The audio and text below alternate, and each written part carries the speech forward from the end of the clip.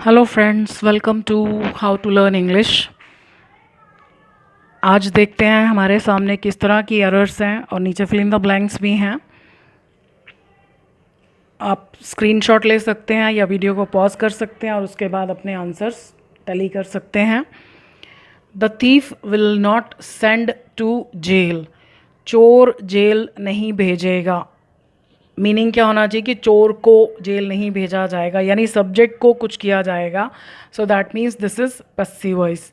The thief will not be की form के बिना पैसिव वॉइस नहीं बनता। Be and third form sent, D की जगह T for table. So the thief will not be sent to jail.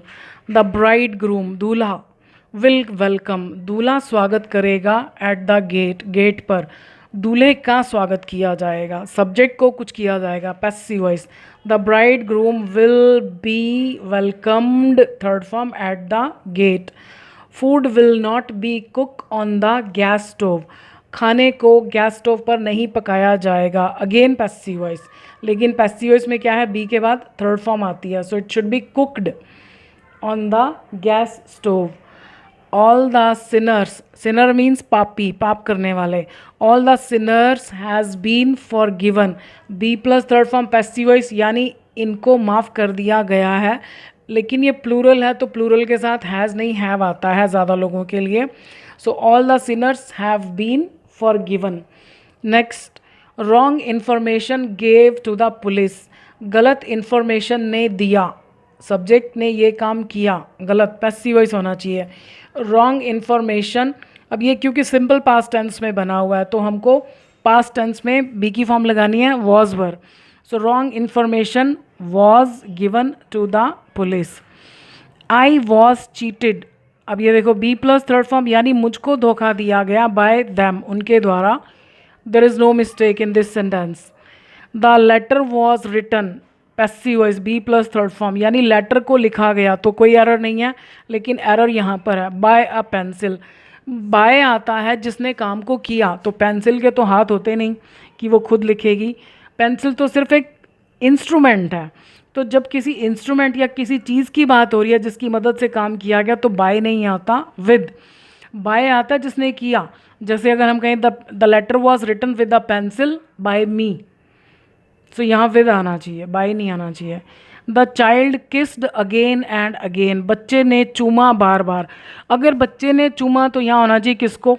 अब किसको का जवाब हमें तो मालूम नहीं, क्योंकि ये कोई सिचुएशनल सेंटेंस तो है ही नहीं, ये तो सिंगल सेंटेंस है, मतलब इसके आगे पीछे की कोई सिचुएशन या कॉन्टेक्स्ट तो हमें पता नहीं। तो इसका मतलब है बच्चे को किस किया गया, पैसिव वॉइस होना चाहिए। The child was kissed again and again.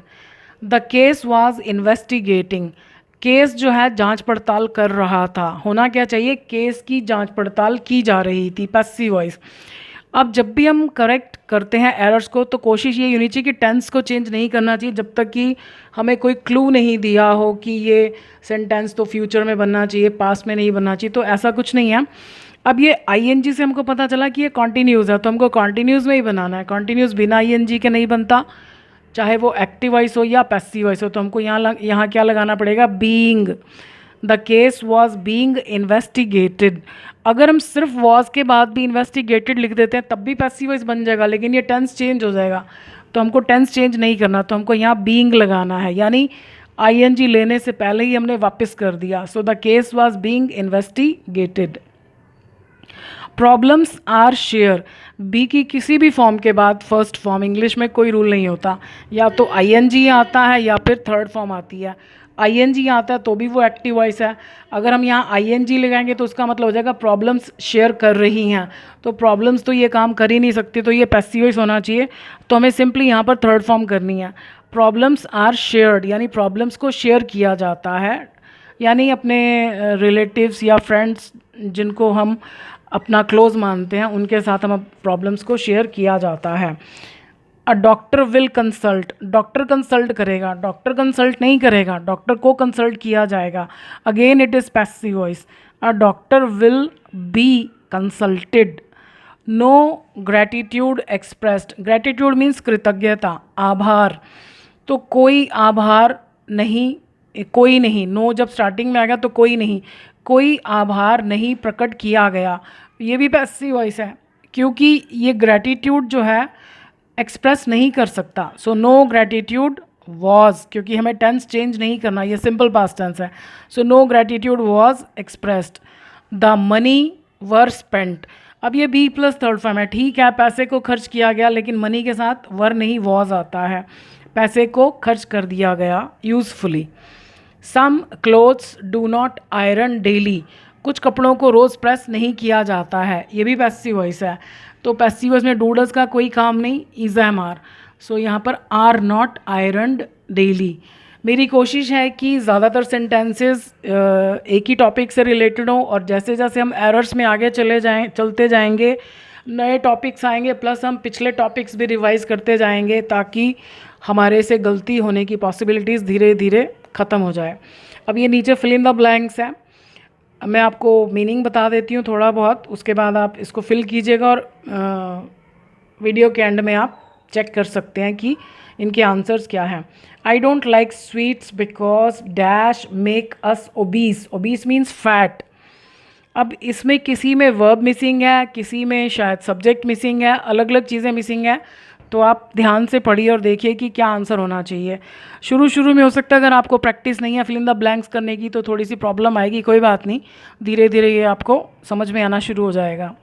Many dry fruits dash mix dash sweets, yesterday I dash go a party, I see different sweets dash the party, but I dash not eat any of dash, I eat only a few dishes, when I reach home I find that some guests come।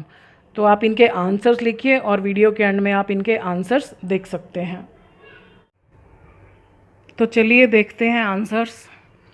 I don't like sweets, मैं मिठाइयाँ पसंद नहीं करता हूँ, क्योंकि अब because के बाद सब्जेक्ट मिसिंग है। अब मैंने देखा है अक्सर स्टूडेंट्स क्या गलती करते हैं, नॉन लिविंग अगर प्लूरल भी हो तब भी वो इट लगाते हैं, जो कि गलत है। आप वस्तु के लिए भी दे लगा सकते हैं अगर वो ज़्यादा हैं। सो बिकॉज दे किसके लिए आया, स्वीट्स के लिए आया। सो दे मेक अस ओबीस, क्योंकि वे हमें मोटा बनाती हैं। बहुत सारे ड्राई फ्रूट्स मिठाइयों में मिक्स किए जाते हैं, ये पैसिव वॉइस है। So many dry fruits are mixed in sweets.